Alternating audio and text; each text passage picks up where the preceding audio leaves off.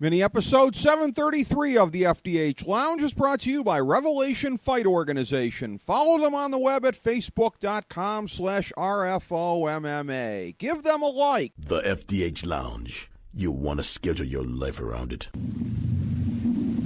A long time ago, on a gloomy, wet Cleveland spring night, two men stand alone amidst the late-night drizzle. Their voices echo across the vacant station parking lot as they debate the merits of the great American radio show that have been missing for far too long. On that night, an idea was born. That idea became the FDH Lounge.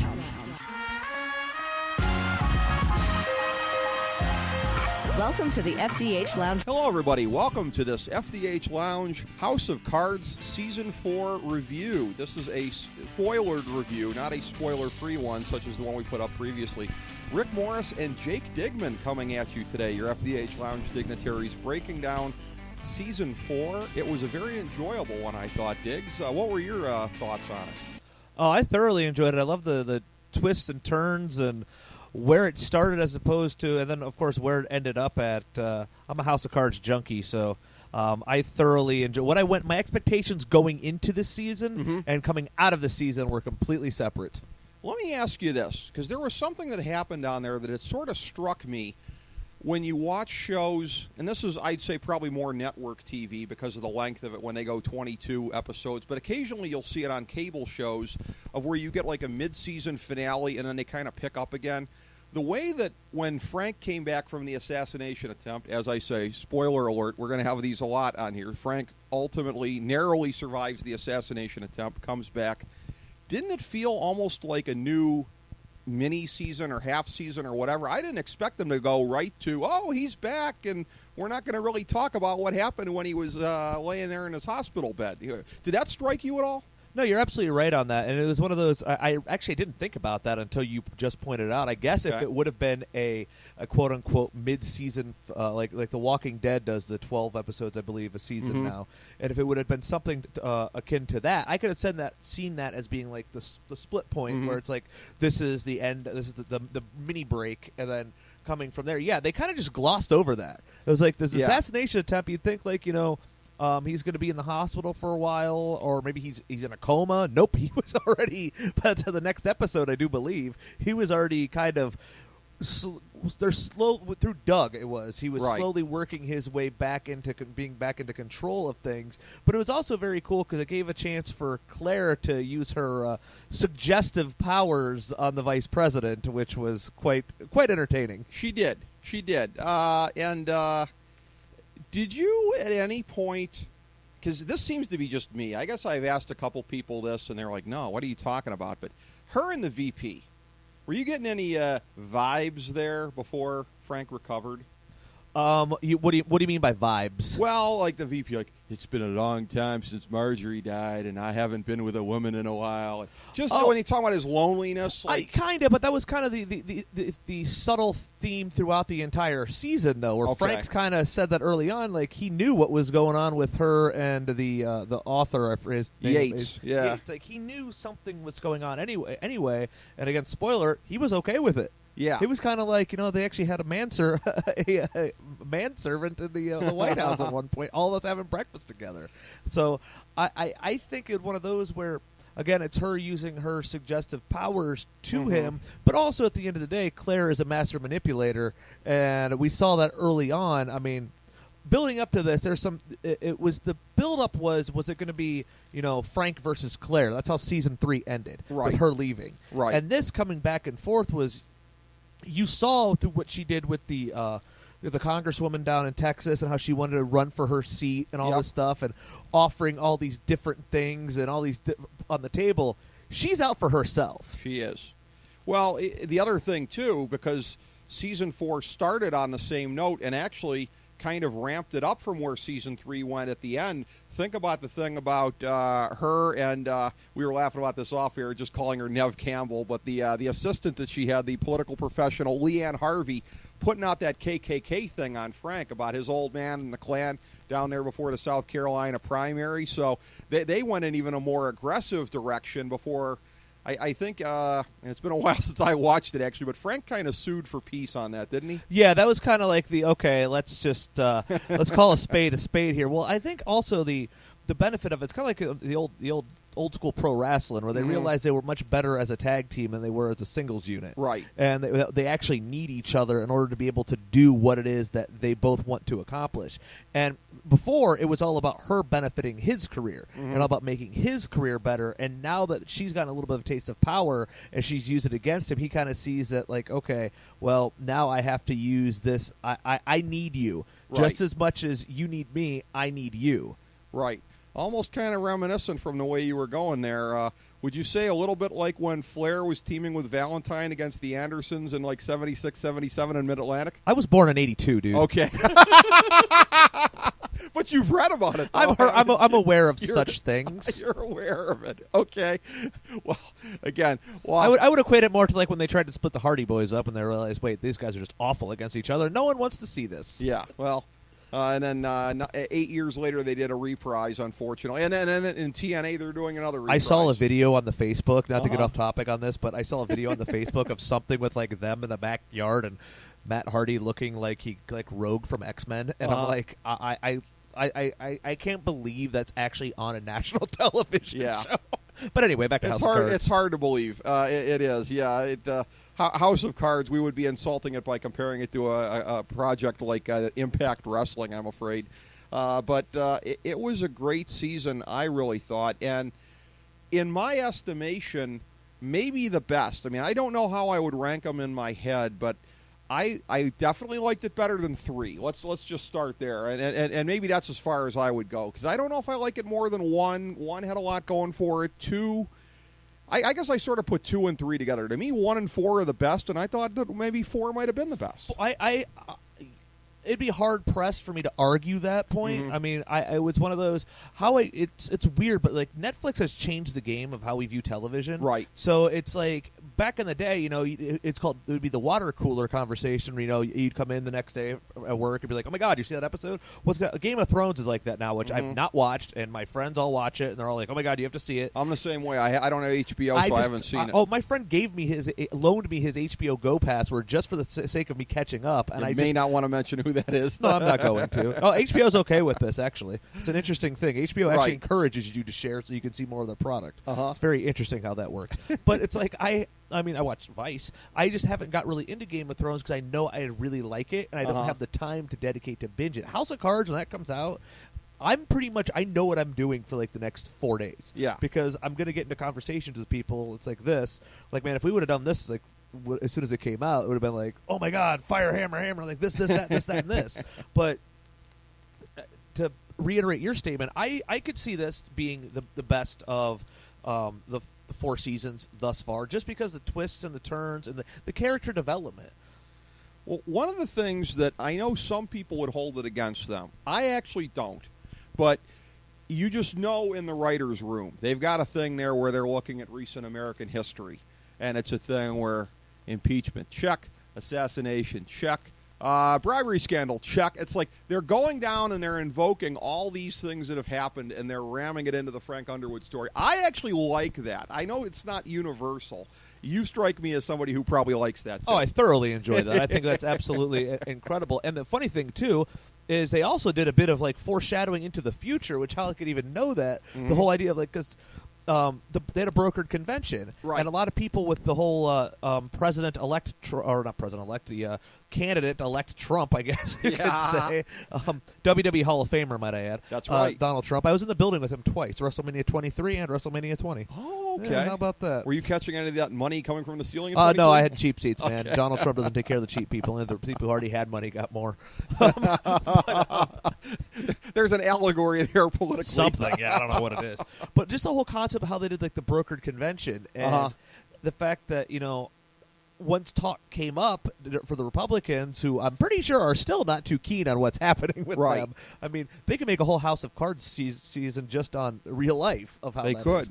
I mean, considering my options right now, I'm pretty much leaning towards like I would vote for Frank Underwood, even though he's like not even a real candidate. But even stuff like that, though, like there was a whole talk of like I haven't really been following as much. You have like your conspiracy people, the conspiracy theorists that talk about FEMA and they're building these American internment camps, right, and stuff like that. Your Alex Joneses, you're welcome for that. It's the only plug you're going to get. That talk about this kind of stuff. And then one of Frank's policies was the America Works program. Yep, that was about getting everybody out there with America Works, and he was basically taking the money from FEMA to create these jobs that didn't exist. That's right, and then had to manifest a war to pay for it. That's right. Had that going on, and then the direction I thought you were going to go in when you mentioned that InfoWars guy was the NSA thing. That was another thing from this season here where they sort of invoked Snowden without invoking him directly.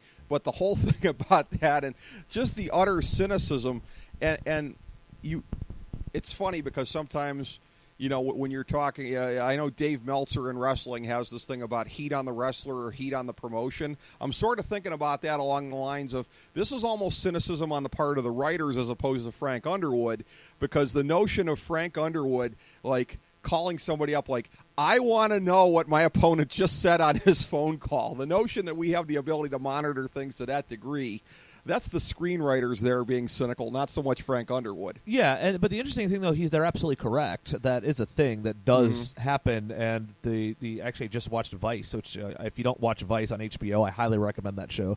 It's one of the best news sources out there. They actually just interviewed Snowden this past week. Okay. They went to Russia and interviewed him, and it's very interesting, like, the line that's divided on Snowden. Like, it's either people who use a hero, some people use him as a traitor. Right. I am I think he was a traitor for heroic reasons, if that makes any sense. Yeah, I sort of have a foot in both camps. Yeah, I respect what he did, but the way he did it anyway. And going to Russia. And now he's hiding out in Russia, and the Russians are just like, whatever. But he brought up the point on that, and they kind of make mention of what happened on House of Cards, where it's just like, they have that ability, and it's interesting because what is his opponent?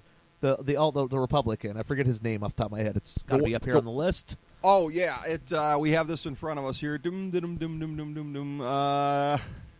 Will Conway. Yeah, Will Conway. Yeah.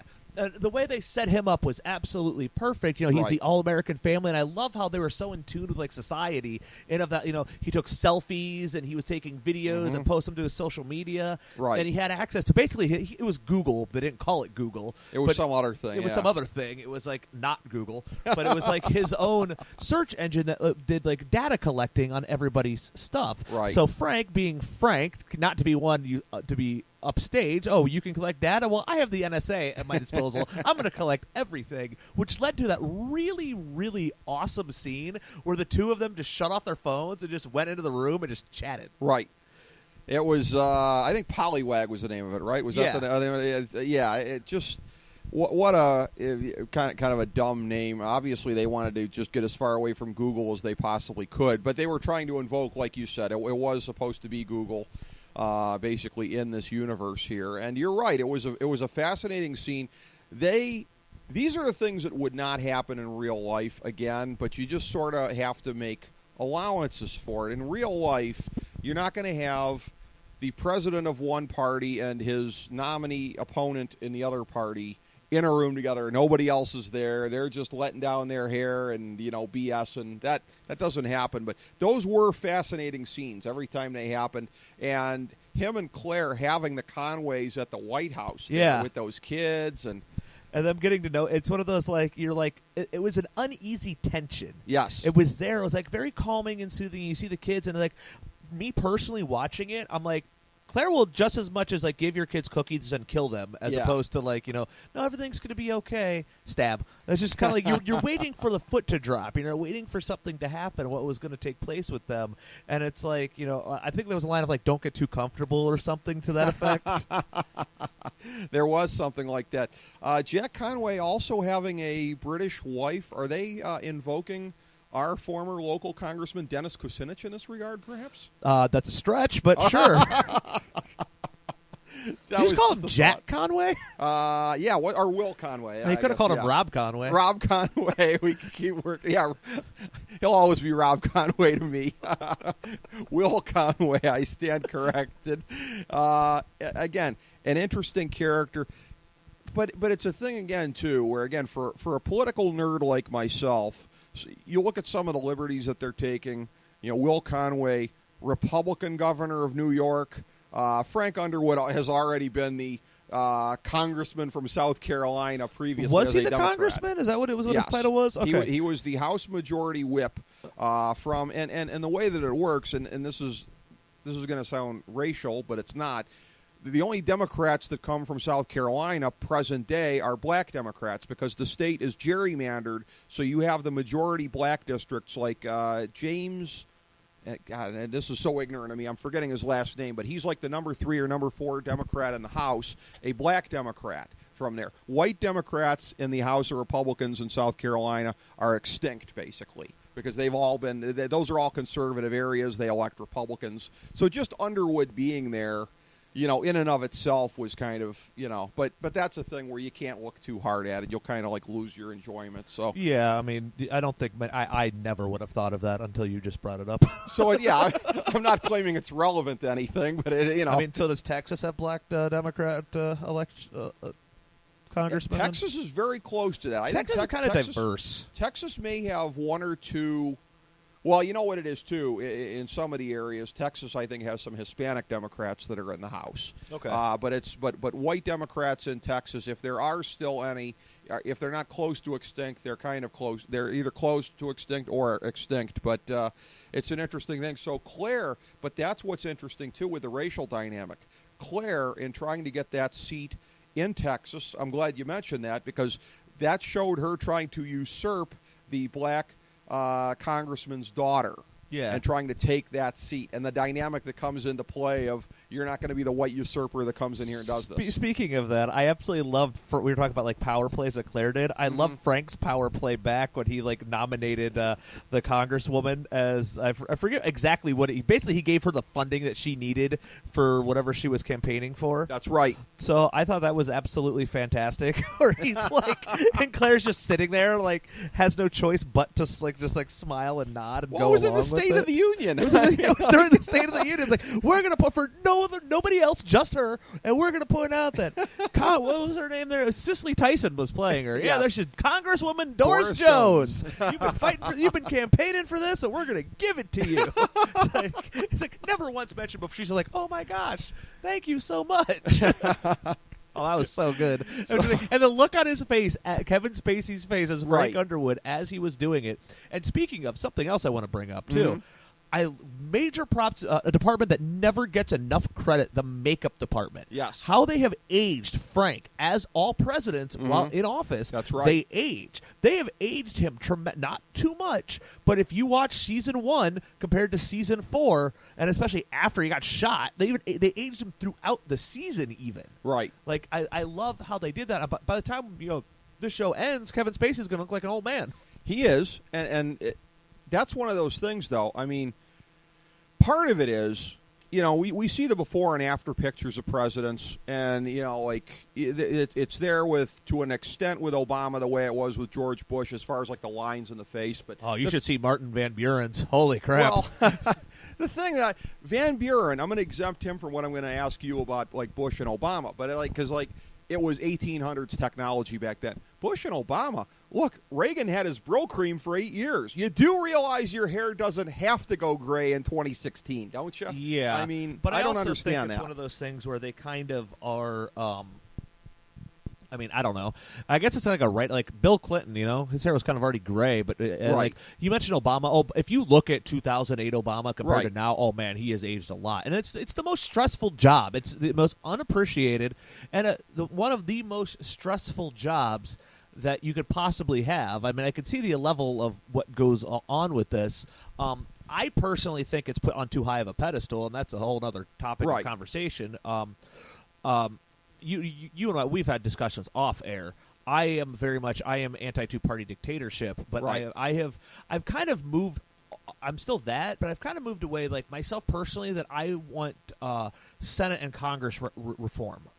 I find it very interesting. Every 4 years, they throw these presidential candidates out in front of us, and right now, I mean, like if you look at the two options we have right now, I'm looking at this thing going, like, seriously, that's our only choice. Like I saw this guy at WrestleMania 23 get stunned by Stone Cold Steve Austin, and she's just a liar. Yeah. Like, she's just a manipulative liar. And it's like, and I'm not a Democrat, I'm not a Republican, I'm an independent libertarian with a lowercase L. And you look at both of these, and it's like, everyone gets it's like pro wrestling again. Right. They sell this thing, and that's what I love about House of Cards, because House of Cards exploits this and kind of it's so close. House of Cards is very close to reality. It is. It's satire, but there's a lot of things you see in there, and it's like, we mentioned Snowden and the NSA. Mm-hmm. That's a thing. PBS did a whole Frontline special on how they are still spying on American people, right, in the names of quote unquote, I'm doing air quotes here, people, safety. Yes. It's like, exactly. So, and you're right about all that, Jake. Again, there's a lot of overlap between where you're at, as I've said previously on the show, a paleocon. I am a nominal Republican, but not really a loyalist. I voted Constitution Party last time. I probably will again. I'm actually going to be here's a scoop. I'm actually hunting down the Constitution Party nominee, hopeful of getting him on. And that'd be awesome. I'm pretty sure they'll need any media exposure they can get. So I'm going to say, yeah. I mean, I think the phrase "you'll never get a softer conversation" would be the magic words. My friends of mine actually meant to. I was going to watch it, but I unfortunately had to work the libertarian debate. Okay. A lot of people were saying that Gary Johnson's now he's like the new entitled one. He pretty much just got it because he's him. Right. I didn't get a chance to see the debate or do the follow up as I years past me. It just we've been friends through what? That's like our fourth election cycle now. Yeah, I think so. I've just been so broken down, which I think is how they win. Yeah. It's just I'm just so 2008 Jake would have been watching it and campaigning and be like blah blah blah blah. 2016 right. Jake's just kind of like, you know what?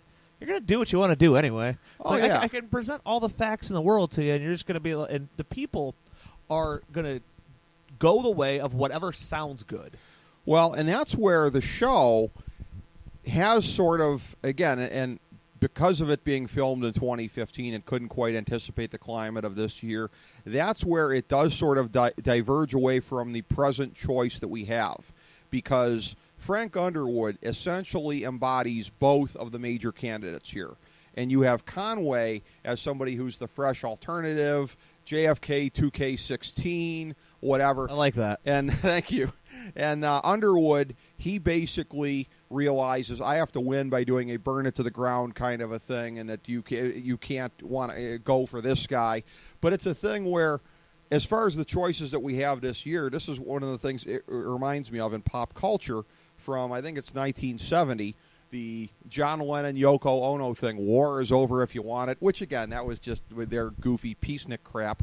But by the same token, it's kind of the same thing here. It's like, American people, you do realize there's more than two names on the ballot, don't you? For everybody that cries about, I can't believe this is our choice, I'm going to get on my soapbox for a second. If we just went out there and had free minds and wanted to vote for whoever we wanted to, whoever was the best out of all of the group here, that wouldn't be the case, Jake. You're right, and actually, this is all my fault.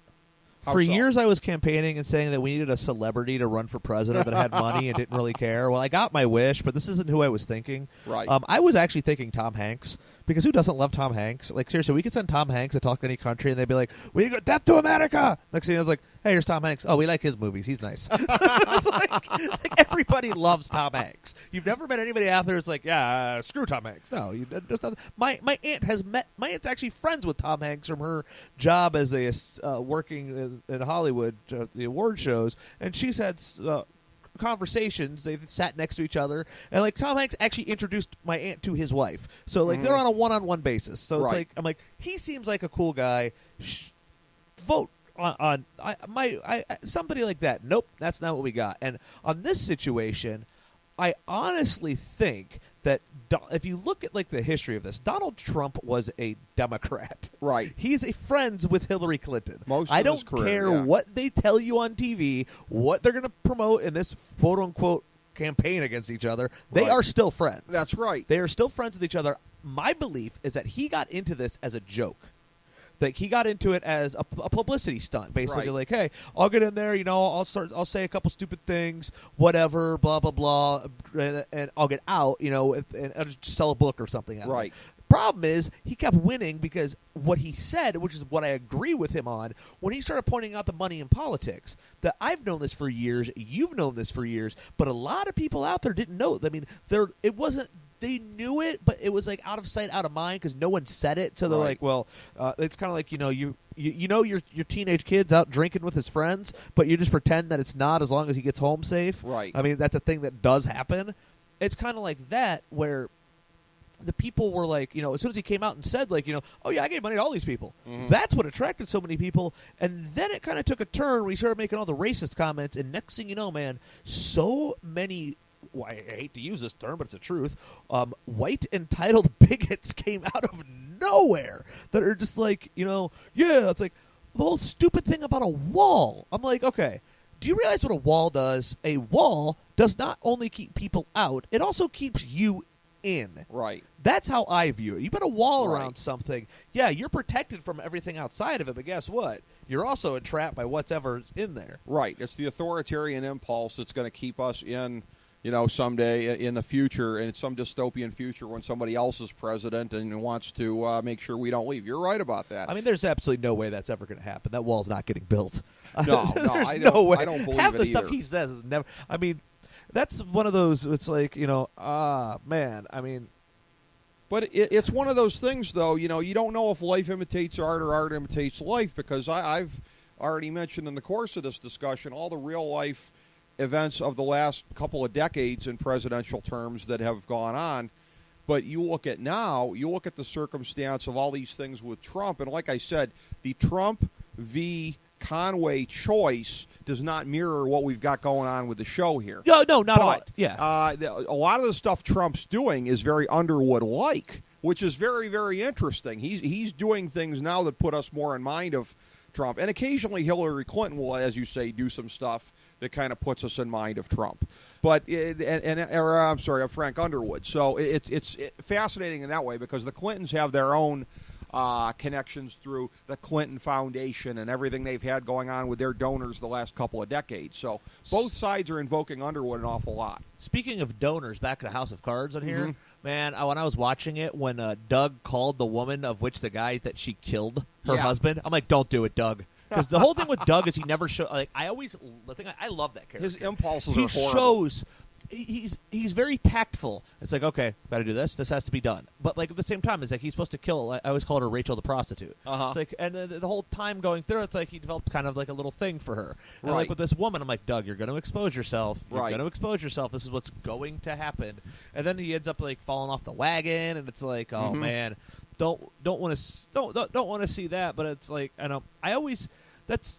Michael Kelly does such an amazing job as Doug Stamper. He's really good, and Wendy Moniz in her role there too. I told you off air, I remember her from Guiding Light, and she was really good in that role. I thought she is somebody who her wheelhouse is handling characters who are dealing with tragedy and pressure and everything like that. So as the widow of this woman, it's a fascinating thing, because you think ahead to season 5, it's like, is he literally just going to break down and confess to her that he's the reason her husband's dead? And oh, by the way, he did do a great service for the country. He kept the president alive. Yeah. What's he going to do? It's like, what did you gain? Nothing by doing this. And it's like, when he, but you got to remember how it started too. The whole thing started because he did the donation, but he didn't do it anonymously. I thought he did it anonymously, but he didn't.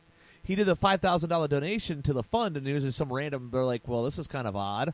The whole thing too, and it's stemming from, what was it? Blackmailing the Surgeon General to move the president to the top of the donor list. Yes, I mean that was. It was like, he's the president of the United States. I don't care who he is. It's like, I don't think you understand. It's like. That was pretty impressive. Oh, and by the way, looking on here at the how about the absolute great cameos from Corey Stoll and Kate Mara, Zoe Barnes and Peter Russo, and Frank's in his coma. The ghost dream. Oh man, was that awesome! I was like, this is getting trippy and weird. It is. It really, really was, and they had some great callbacks.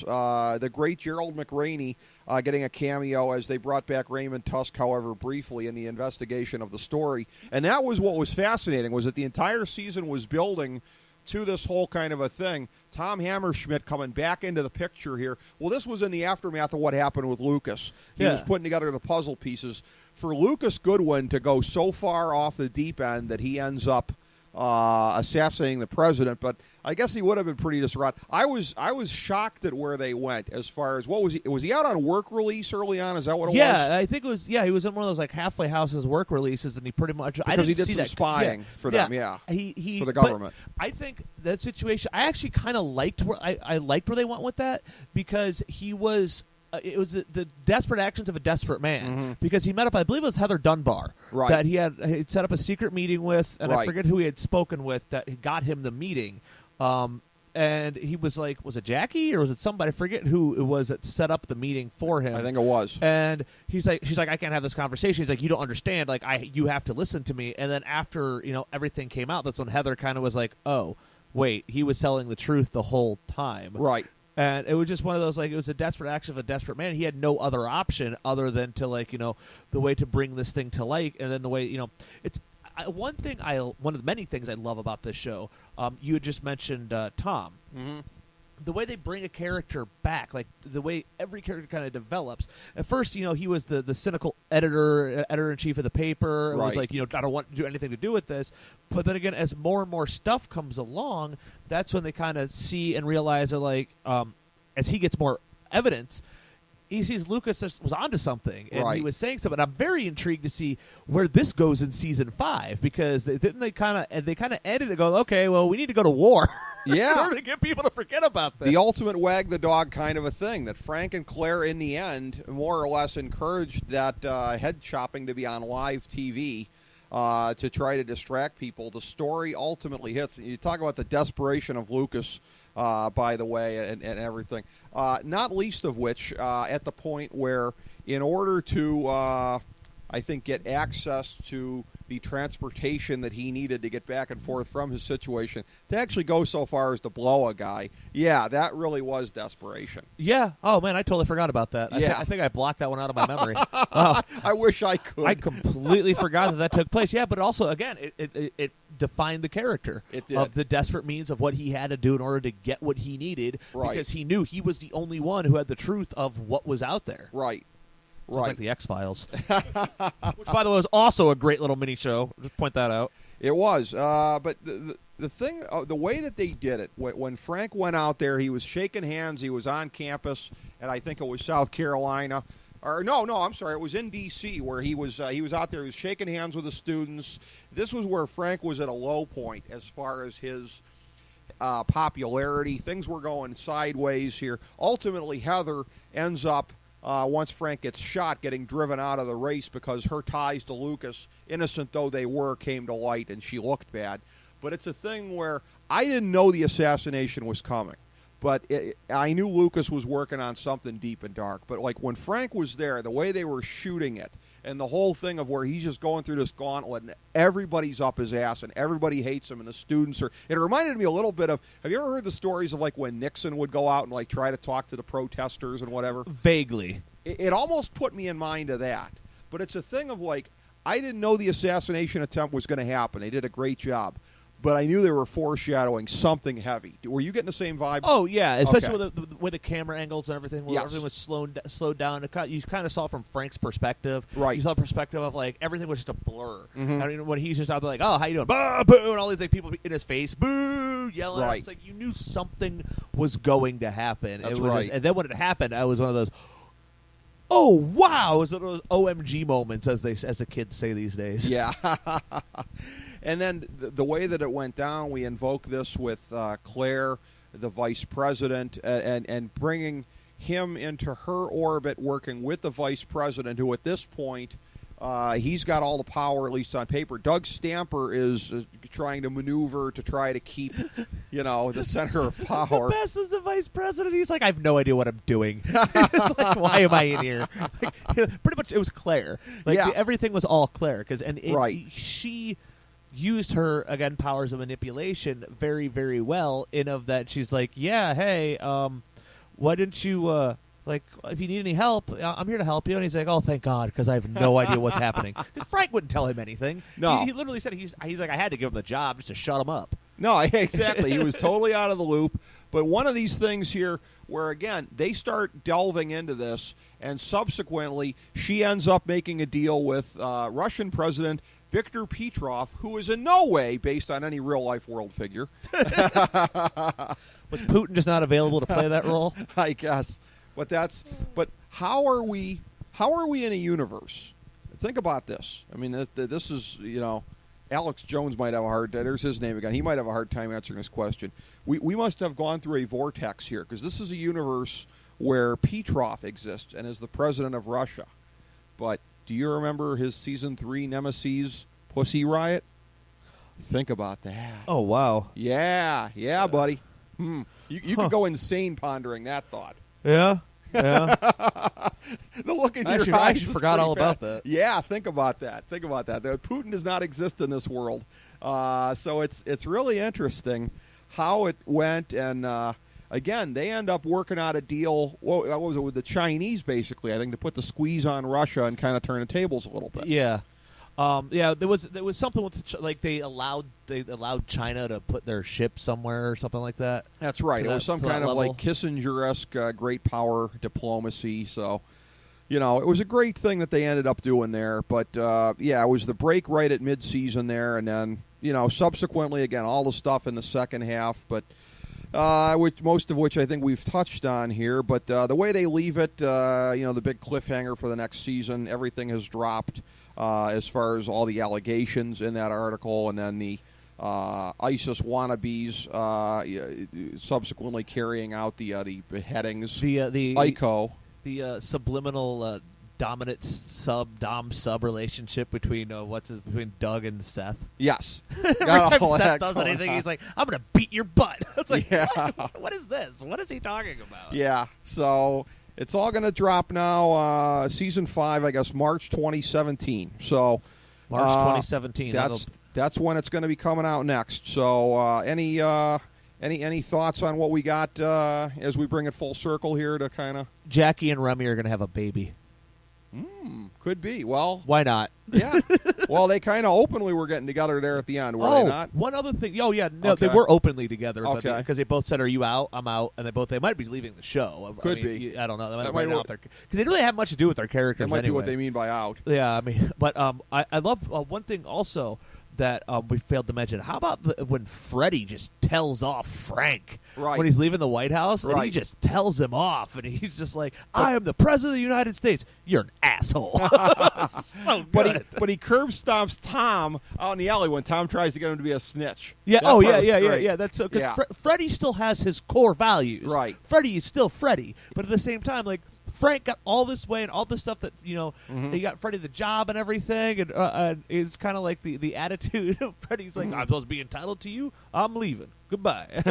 I forgot all about Freddie until like that scene happened. I forgot that Frank got him the job working in the grounds crew for the White House. Right. And then when he's like, "Frank, you're an asshole." That so was good. That was a major moment right there. But early speculation about season 5 that Frank might die and Claire might take over. What do you think about that? I don't see that happening. You don't see that? No, because what about at the end? If do it like the British House of Cards? Maybe, I never saw the British House of Cards. Well, so. the first lady in Great Britain didn't take over, but she was like the power behind it. Basically, well, I don't want to. Should I spoil that? You can spoil. All right. We said it's a spoiler episode. Okay, well, he had reached the end of his usefulness, and he had kind of gone off the deep end, and she already had squirreled away enough money, so it was like, okay, it's time for him to go. Okay, so I can see that happening. Claire would actually be the vice president, assuming they get elected, which I don't think there's any way they're not getting elected, right? I mean, that's the point of this. Yeah, that's the whole purpose, is that you would think that. I have a feeling that there's not going to be an election.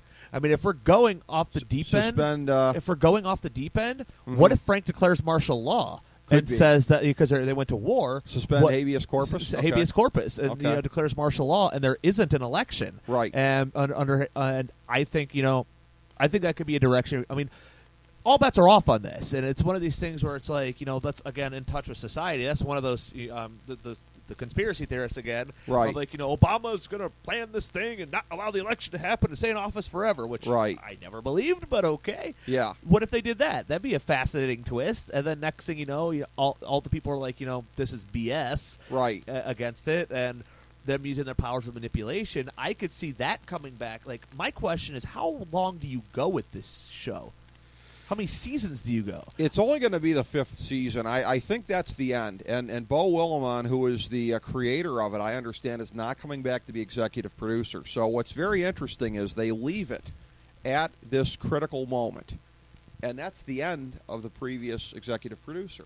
Somebody else is picking up the baton. So, I mean, is it going to be like, what was it, season 4 of Community? I mean, is it going to be one of those kind of a deals? Or? You never know. Yeah. I mean, yeah, because you don't want it to, like, I thought, like, Breaking Bad had the greatest, 5 seasons, I do believe. Yeah. And it was done. Right. And it's like, it left you wanting more, but at the same time, it didn't overstay its welcome. It told a complete story. It told a complete story. Like, I think, I mean, there's only so much you can do with this based on the fact that, okay, you could end it this season coming up if he loses the election. Right. I mean, if Frank dies, the show's over. Right. Frank is as good as no one's going to want to watch a show. I mean, I will watch it, but it Right. won't be nearly as good. And you can do little ghost flashbacks. That's stupid.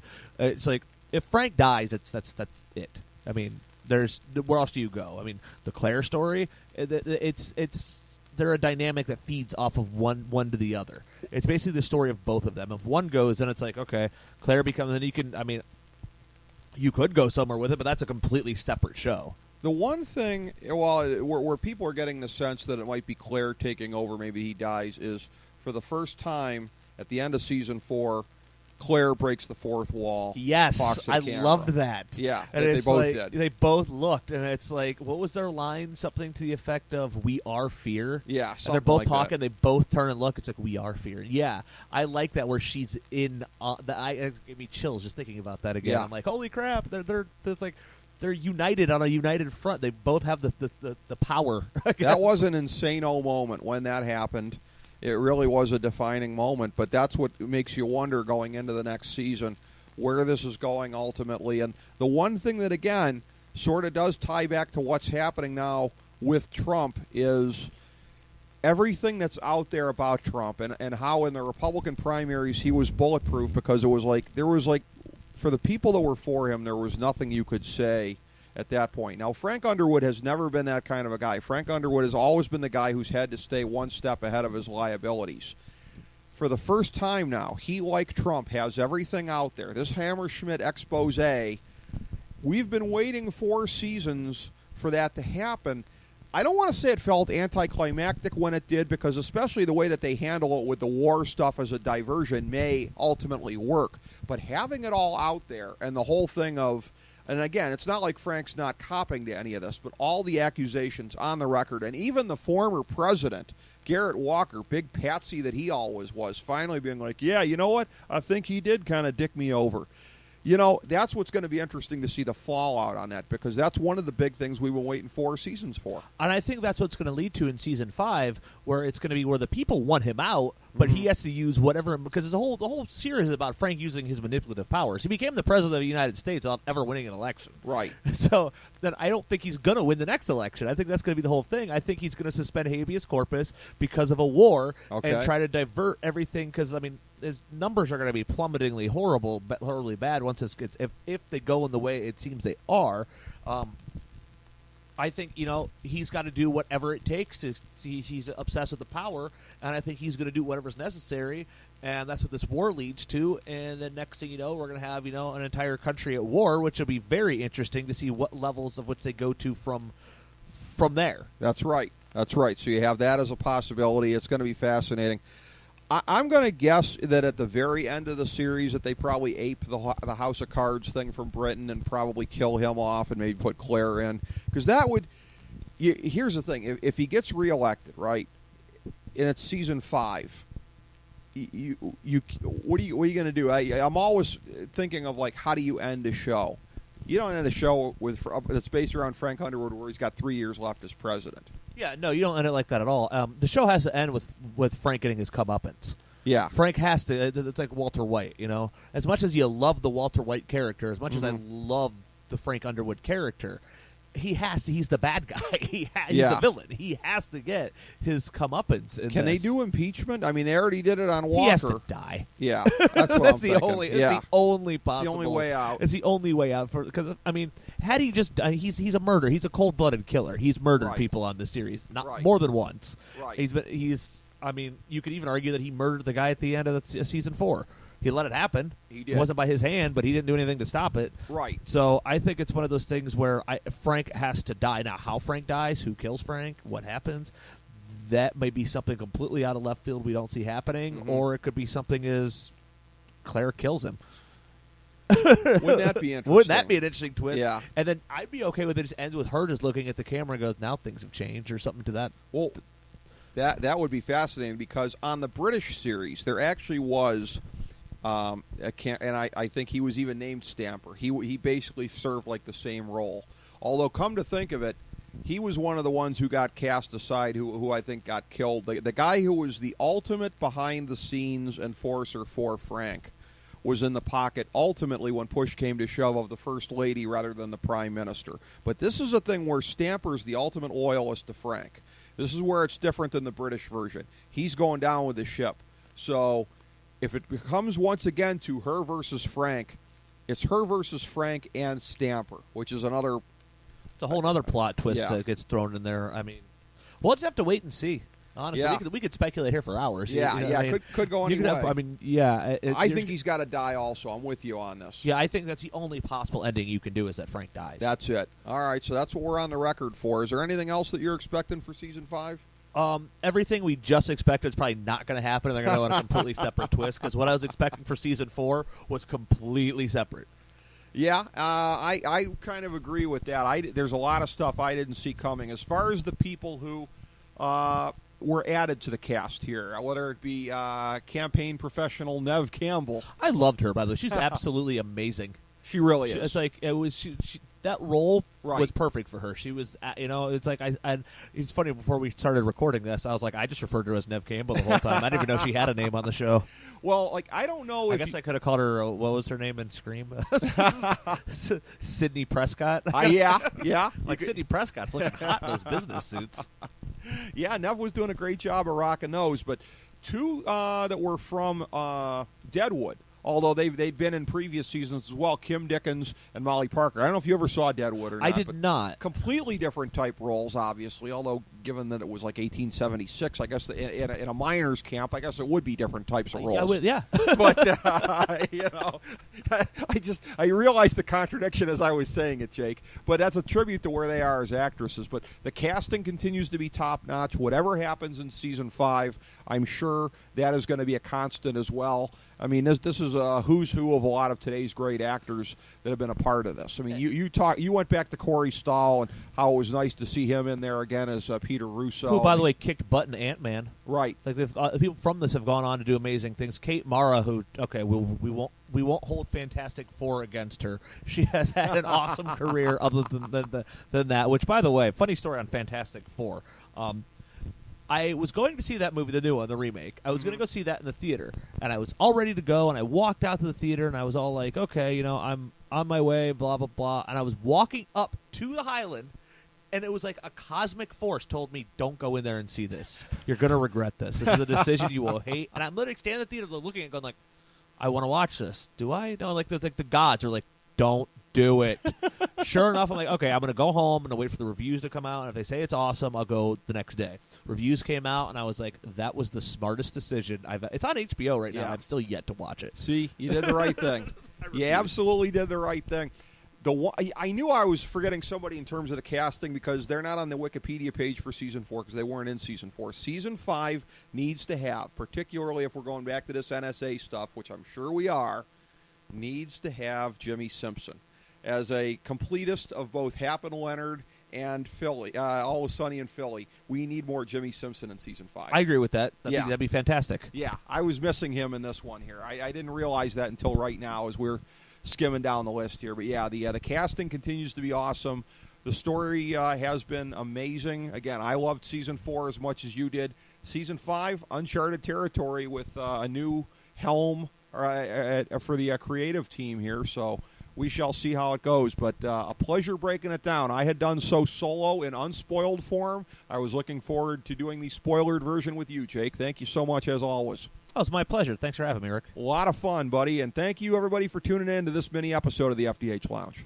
As we bring the show to a close, we would like to extend our deepest gratitude to NBC, CBS, ABC, Fox, all Clear Channel affiliates, TNT, TBS, USA, UPN, Deadspin.com, YouTube.com, YTMND.com, MySpace.com, various blogs, Fox News, CNN, CNBC, MSNBC, IamBoard.com, Billboard.com, Google.com, ESPN, ESPN2, ESPN News, ESPN Classic, NBA TV, NFL Network, Sports Time Ohio, Athlon Magazine, Comedy Central, Cartoon Network, The Boomerang Channel, QVC, BET, The Spice Channel, Steno Notebooks, Manwich, Papermate Office Supplies, waitresses, strippers, bartenders, garbage men, janitors, microwave popcorn, the writers of The Office, Scrubs, Entourage, My Name is Earl, Oz, Metalocalypse and the Boondocks, Aquafina, and the periodic table of elements.